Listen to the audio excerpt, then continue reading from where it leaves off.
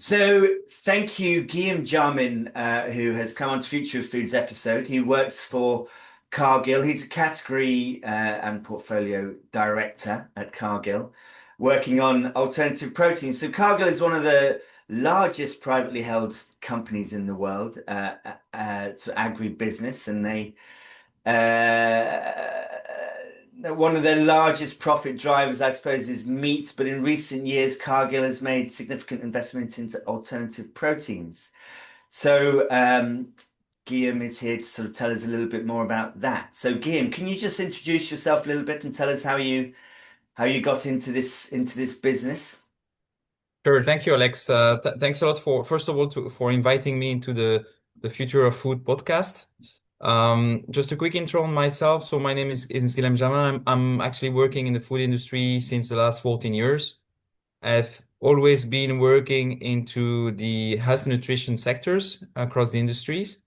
And since recently, I've been appointed as category and portfolio director at Cargill for meat and dairy alternative categories. And I'm also responsible for our portfolio of protein solutions for these categories. Okay, uh, so Cargill has it's quite recently that they've started investing in alt proteins. Would you say that? So we actually had historically we had significant investments made in developing a business for animal proteins.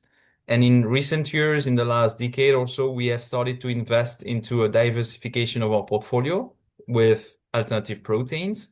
One of the few steps we made was, for example, invest and partner with Puris for pea proteins in the US. And even more recently, we also established a strategic collaboration partnership with Enough to introduce Abunda mycoprotein on the market. So Abunda mycoprotein is a biomass fermentation-based process where we produce mycoprotein, which is rich in fiber and proteins. And that's really with the purpose to bring these products at scale and really build the infrastructure to provide more sustainable proteins. So that's just a few examples of investment we made in the recent years. Okay, yeah, I was reading somewhere that you've also invested in sort of methane reducing technology. I suppose in your business there's this is quite an important part of your environmental efforts. It is true. So we are actually making proteins via different source. One of our core business is animal protein production, clearly, and I think one of the key objectives of Cargill is to be more sustainable and deliver more sustainable solutions to the market. And it comes to, let's say, innovations, but also agricultural practices. So we have established different kind of programs. One of them is indeed to reduce methane production in animal farming practices. That's one. But we have also established other kinds of, I would call it sustainability programs, like the Cargill Regen Connect program. So that program is actually one of established in Europe, and it's really helping farmers to adopt better, more sustainable farming practices, like, for example, cover cropping or reduction of tillage to sequester more carbon. And we believe that this program will deliver long-term change and impact, really making all solutions more sustainable and really bring that more sustainable solutions in the global supply chain, basically. So really supporting farmers deliver more beyond growing the raw materials or the raising animals, but really delivering more sustainability at the end of the story, and also bringing more diversified incomes and improving their livelihood at the same time. Okay, so yeah, the global demand for meat and protein is expected to rise considerably. So what motivated Cargill to invest in alternative proteins other than sustainability? Was there any eye on the potential profits or was it mainly climate concerns? Think it's a multi-dimension story, I would say. That there are different drivers. I think one of them, like you mentioned, Alex, is definitely the fact that there is a growing global population. And with that, growing population, there is a higher need to deliver, and there is a more global demand for proteins, definitely. So we expect that, for example, that growing global demand for proteins will is projected to raise by 70% over the next 30 years, which means that on one end, we observe that there is basically more demand. That's one thing. At the same time, we observe that consumers are shifting in a diet, so they are making changes. And we see that more than 30% of today's consumers can be identified as flexitarians, so consumers that consume animal-based proteins, but also tap into other types of proteins like plant-based. And one of the goals of Cargill is really to stay ahead of that protein shifts and really help our customers meet the evolving demand from consumers when it comes to taste, texture, nutrition, and health, but also sustainability and affordability. And we really believe that we can achieve that just by only by scale. So really scaling supply chain resilience, but also scaling innovations to bring these solutions to market. So it's multi types of drivers that are motivating Cargill, not just the profit or sustainability, but really all those dimensions combined together. Mm. Have you had much pushback over the years in regard to your meat production and in intensive farming methods and things like that? I mean, I just wonder how Cargill responds to certain kind of critical voices. Looking at these forms of agriculture. Yeah, I think one of the important thing to remind first is that I think the purpose of Cargill is really to nourish the world in a safe, responsible, and sustainable way. And of course, we also believe that with this growing global population, we need to make all types of proteins, from animal-based to non-animal-based, more accessible, more nutritious, more sustainable. So that's really one of the key objectives of Cargill. So we don't see the protein market as only one type of solution. It must be a diversity of solutions, of protein solutions that can really meet that growing demand. So thinking that only animal-based could do that is having a narrowing view on what is the market and how it will evolve. So that's why we have started to diversify and develop, we can call it a kind of diversified protein toolkit or diversified protein portfolio, really to meet the demand of our customers and meet the evolving consumer demands and expectations around, again, just to repeat, but these are really the key barriers to entry, but also the key elements of the success of that market is about taste, texture, nutrition, affordability, and sustainability at scale. And investing in those diverse proteins really help us meet those growing trends. So are you to some degree kind of repositioning the company in a sort of alt proteins direction, or will you be kind of maintaining your core business for the foreseeable future? So we see. So yeah, that's a good question, Alex. I think to repeat what I just said, I think we see meat and animal proteins being complemented and working together with alternative proteins. So we see they complement each other.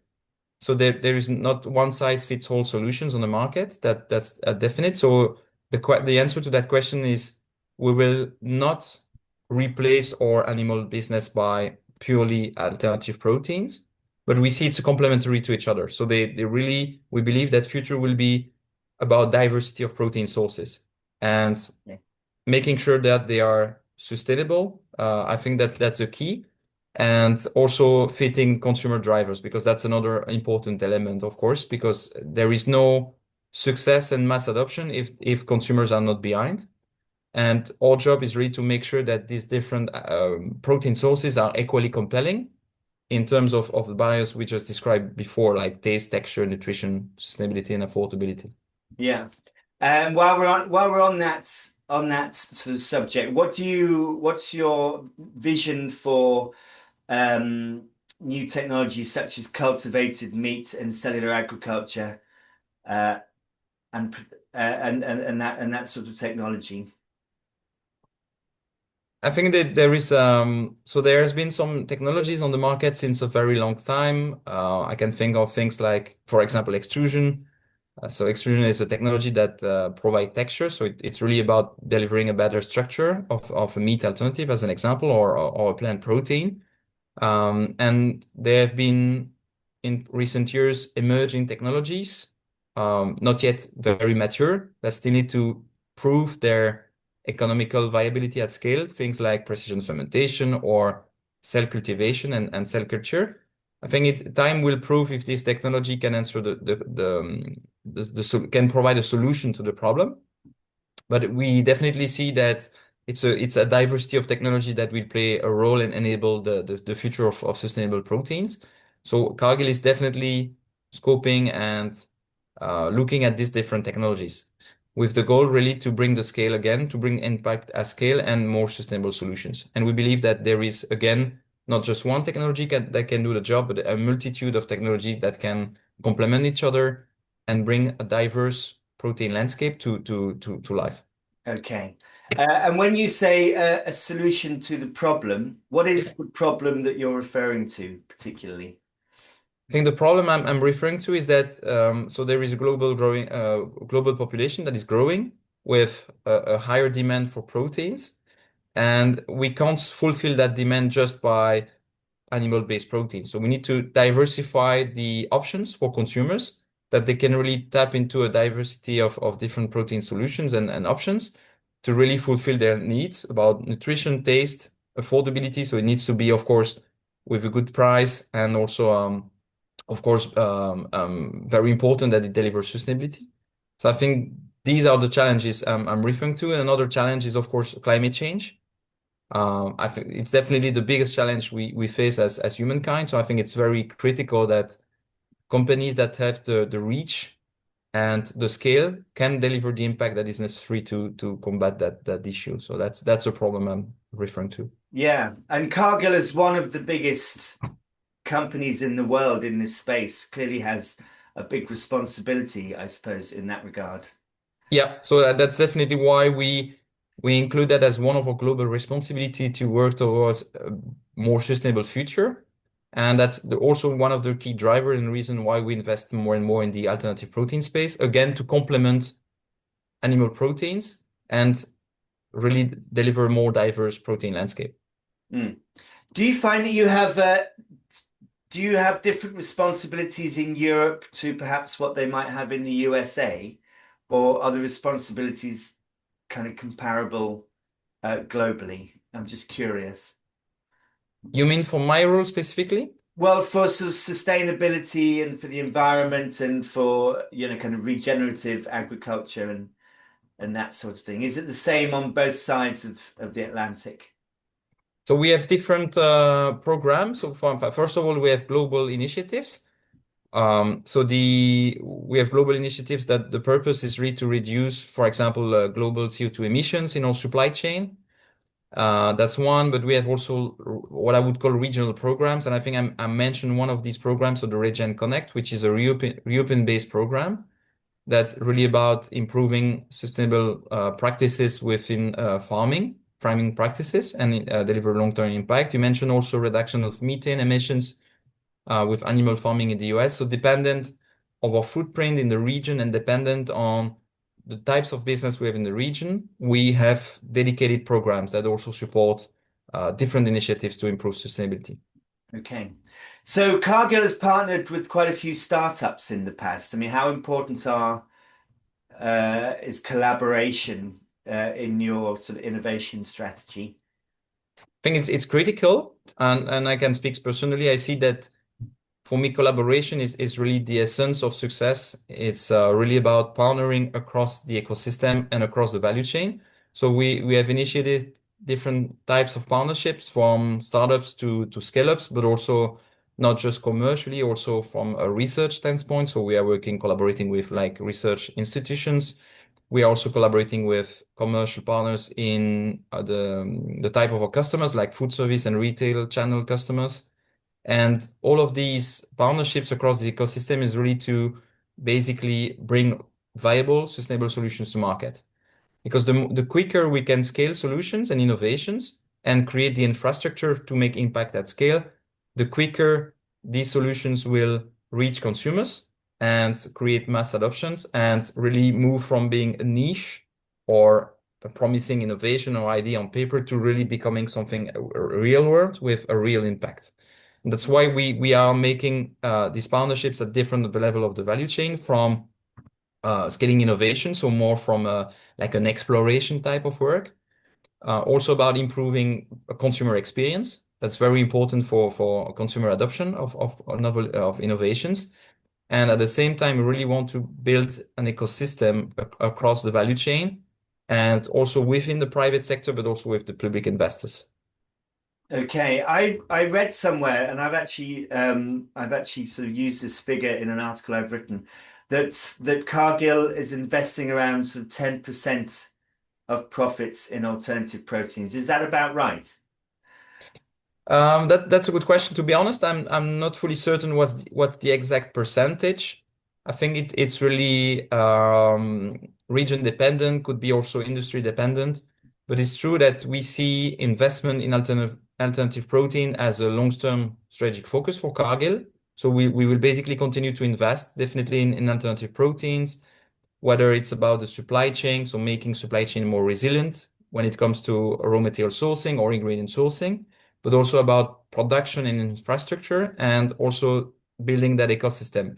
At the end, it's for us, it's really to bring scalable, cost-effective, sustainable solutions to market and really making sure the industry and this category is moving from niche to mainstream. So we'll continue to make investments, whether it's 10% or more, is to be seen, but definitely we'll continue to invest in the space. Yeah. I mean, profits for Cargill must be in the billions, right? So in the kind of tens of billions, perhaps. So 10% is a significant amount. Uh, do you expect this to increase over the next 5 to 10 years? I can't say for certain. But what is certain is that we see protein in general as a trend on the market. Definitely, it's a trend that is here to stay, and it requires really that diversification of options for consumers and customers. So I believe that yes, we'll continue to invest. Whether or not that number will necessarily grow in percentage, I can't tell, to be honest, but definitely we'll continue to invest. That I can say it's a long-term strategic focus for us. Okay. And where do you see kind of technologies that your money might go into in the future? Are there any exciting technologies or approaches that you expect to look into that you're not necessarily in now? So that's a good question, Alex. I think we are looking very widely on the topic. So I think we are looking at a number of different technologies that really either are about scaling innovations or enabling better production. So it's like optimization of manufacturing processes. So we are looking at different technologies that can do that. We are also looking at different technologies that can, for example, enhance the eating experience for consumers. So like improving sensory, improving taste, mouthfeel of end products. Also, we are looking at technologies that deliver structure, and I think one of them is mentioned extrusion, but mycoprotein is also a good example of a textured protein that really deliver nice, delicious, appealing consumer experience and tasty products. We are also looking at emerging technologies like, for example, precision fermentation or cell culture. So these are technologies we are scouting and screening. And we also believe that artificial intelligence, of course, will play a critical role in really helping, for example, in enhanced formulations. For example, we could better understand what are the interactions between ingredients in a formulation, and then we can better design a formulation that meets consumer expectations more quickly. Okay, so might we see Cargill merging or buying up the IP for sort of cellular agriculture companies in the near future? Is that a possibility? I would say anything is possible, but in reality, I think these technologies, when they are more niche and I mean niche at the moment and emerging, are something we are scouting, we are screening, definitely. But I think these technologies have not yet reached a point where they will meet, they will pass that tipping point and basically be able to become a mass market adoption. So I think it requires, and I'm referring here to, for example, the laws of diffusion of innovations, where if you want a technology to become mass market, you first need to make sure that consumers in the being innovators and early adopters really adopt those technologies and the product that result from it. And only after the main part of the market, so the main mass market adopters will adopt those technologies and it will become a reality. That's one thing. And I think those technologies also face an important barrier at the moment, which is the economic viability at scale. And I think that that's where the industry needs to work. Basically, make these solutions economically viable, that they can be scaled and have the impact globally. And I think that's where the industry needs to focus and where we are looking at. I suppose it's a bit of a kind of chicken and egg scenario, isn't it? Because these industries need the money to be invested in them to get to scale to make them viable, so that it, people can invest money in them. But yeah, so it's an expensive research process, isn't it? And Yeah. I know as part of the Paris Agreement, they were saying the FAO said that there's going to need like 500 billion investment a year for the food transition. Although there's whether we should call it a food transition or not is arguable. So clearly a lot more money needs to go into this space. Um, I mean, where do you think that money might come from? I think it will, yeah, I think that it might come from different sources. So of course, the industry is investing. So we as Cargill invest in alternative proteins. We know the industry is investing, so we are not the only one to do that, obviously. And I think the investments are also are very broad, right? From startups, novel technologies to more sustainable packaging, just to mention a few things. And it will also come from the public sector. So we also see, for example, that the EU is starting programs around building a more resilient protein industry in Europe. So I believe that the EU will, although it's not fully confirmed how they will or how they will invest, but it's a certainty that Europe wants to build a more resilient protein landscape in Europe and protein industry. So they will necessarily invest also from their hand. So it's a combination of private and public investment that will make the success of the space. Okay, so what does success look like for Cargill in this space? So, market share, climate impact, or something else? How would that look? Yeah, I think the how we see success for Cargill will be that in 5, 10 years from now, we are really seen as a trusted partner, a company that can really deliver sustainable protein options. And we want those options, those protein solutions, not to be better for you. So not just fulfill the needs of, I would call them the innovators or the early adopters. So the people who are, for example, vegan or vegetarian and that really consume those products because they have the belief. What we want those products to become is really that they can really reach mass market so that they become also more simple, deliciously simple and affordable that really consumers can adopt those products and that it becomes part of their everyday choices, everyday diets. And at the same time, it must be not just better for people health, but also better for the health of the planet.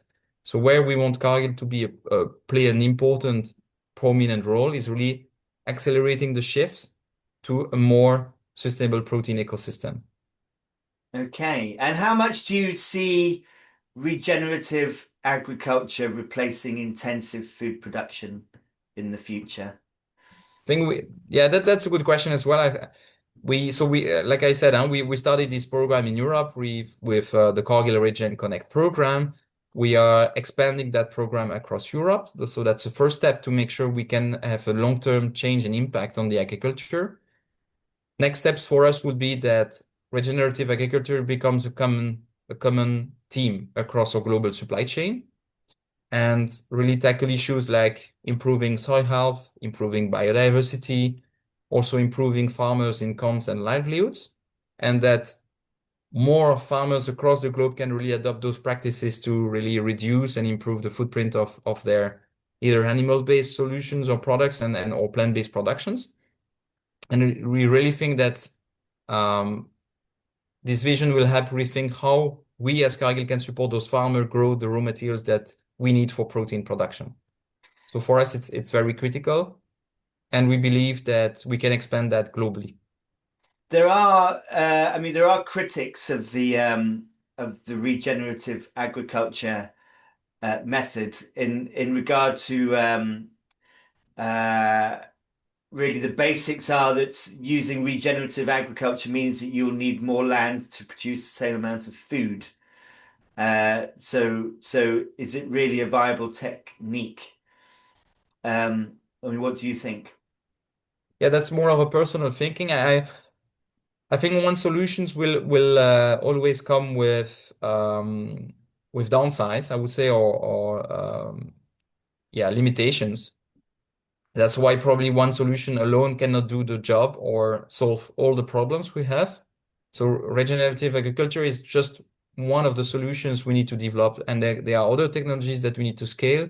We mentioned, for example, cellular agriculture, precision fermentation, investment into sustainable sourcing, also sustainable production processes, and partnerships across the ecosystem, etc. So it's a combination of these different solutions and different practices that will really bring the right solution to scale and bring the right solution to mass adoption.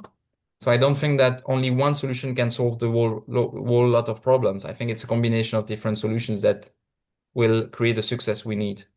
Yeah, and do you think any part of that is a sort of change in eating habits and diets and that sort of thing? I think what can be complementary is technology. So, for example, fermentation is a century-old technology, but that is evolving and evolving quickly. So you have biomass fermentation, for example, to produce sustainable products and proteins. You have also precision fermentation. So these could be ways to produce more sustainable products at scale, complementing what is coming directly, strictly from nature, like animal proteins or plant-based proteins coming from crops. We also believe indeed that the solution must come from consumers, and we also already observe that there is a shift in consumer diets and consumer preferences. So there is already this move of the flexitarian community to try and diversify their diet, not just consuming animal proteins, but also increasing their share of plant-based or fermentation-based proteins. And the role of the industry is to make that shift quicker and basically lower the barriers to entry or lowers the issues of the past, like limited adoption due to taste or for example, bad taste or bad texture, or the fact that it was more premium than affordable. So I think the role of the industry is really to mitigate those issues, to bring solutions that really are tasty, because that's the first driver for consumer. It must taste good to have to initiate a repeat purchase. It must be affordable, otherwise they cannot sustain that in their wallet, in their economics. And of course, it must be sustainable and nutritious. Hmm.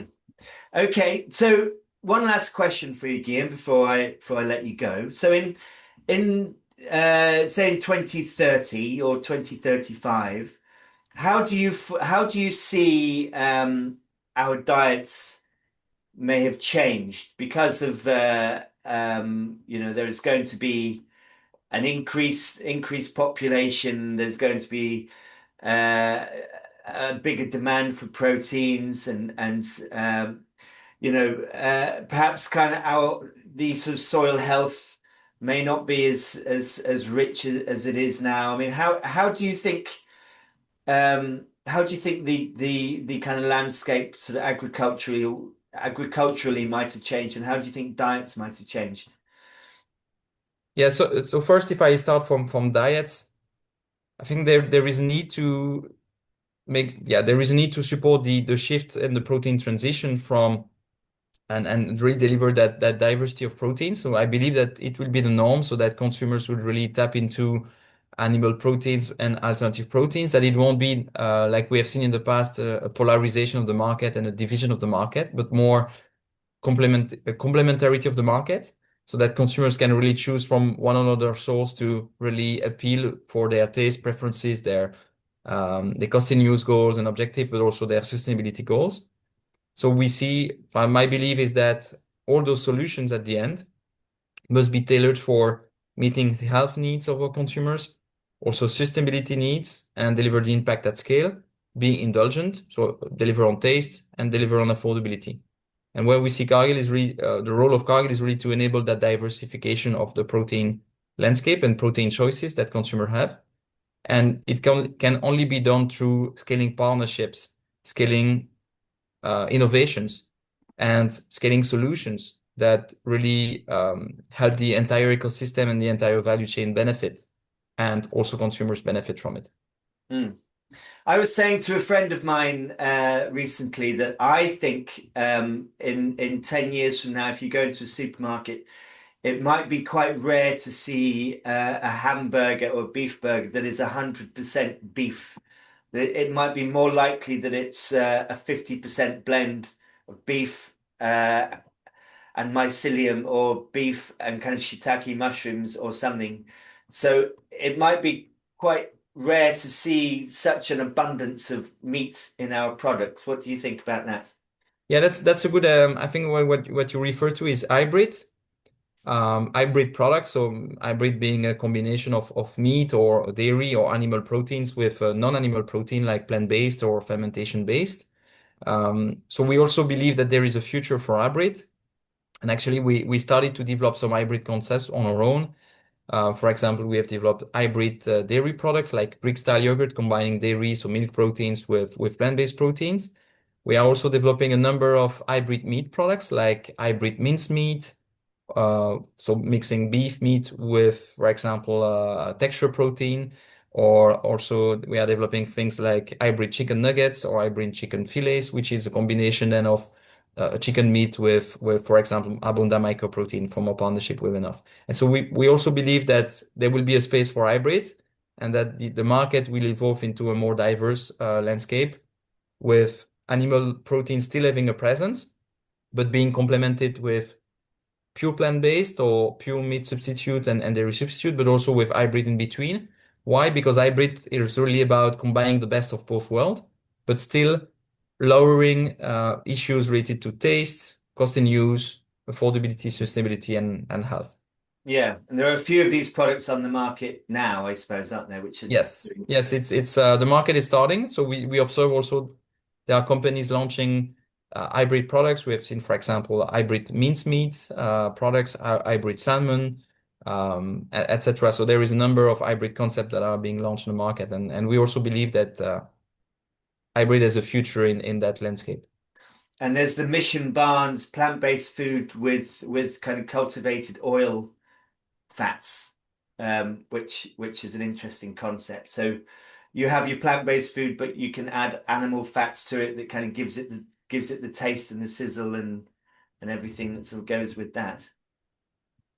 Yeah, I'm not familiar with that particular example, but I think what you mentioned is really about combining the best from both worlds. So basically leveraging the strengths of, for example, meat or protein per se from animal or from dairy, or leveraging the fat from animal fat, for example, combined with something that is helping making that hybrid appealing and compelling for consumers.